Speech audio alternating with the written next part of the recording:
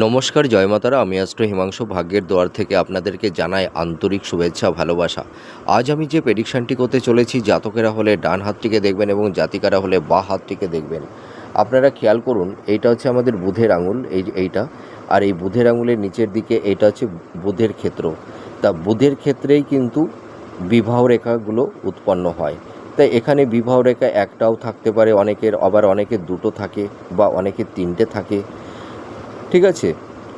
তো আমি যে প্রেডিকশানটি আপনাদের এখন করব, যদি কারুর বিবাহ রেখার ওপরে এরকম ধরনের কোনো রেখা দ্বারা যদি মানে মানে কাটা থাকে, মানে বিবাহ রেখাটা যদি কোনো শাখা রেখা এসে যদি এইভাবে কেটে দেয়, আবার যদি বিবাহ রেখার উপরে এই ধরনের ক্রস সাইন তৈরি হয়, তাহলে আপনারা বুঝবেন। এবং ছেলে এবং মেয়েদের উভয়ের ক্ষেত্রেই দেখবেন বিবাহের ক্ষেত্রে মানে একটু বিলম্ব তৈরি হয়। ঠিক আছে?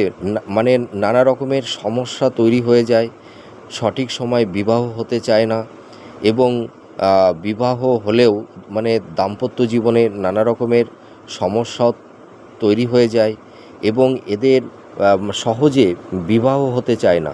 মানে হয়তো কথাবার্তা অনেকটা দূর পৌঁছে যাবে, কিন্তু দেখা যাবে অল্পের জন্য সেই জায়গাটিতে সেই বিবাহের সেই সম্বন্ধটা কোনো কারণে হয়তো হচ্ছে না। এই ধরনের সমস্যা কিন্তু তৈরি হয়। আপনারা মিলিয়ে দেখুন এই প্রেডিকশানটি আপনাদের সঙ্গে কতটা ম্যাচ করছে। নমস্কার, জয় মাতারা।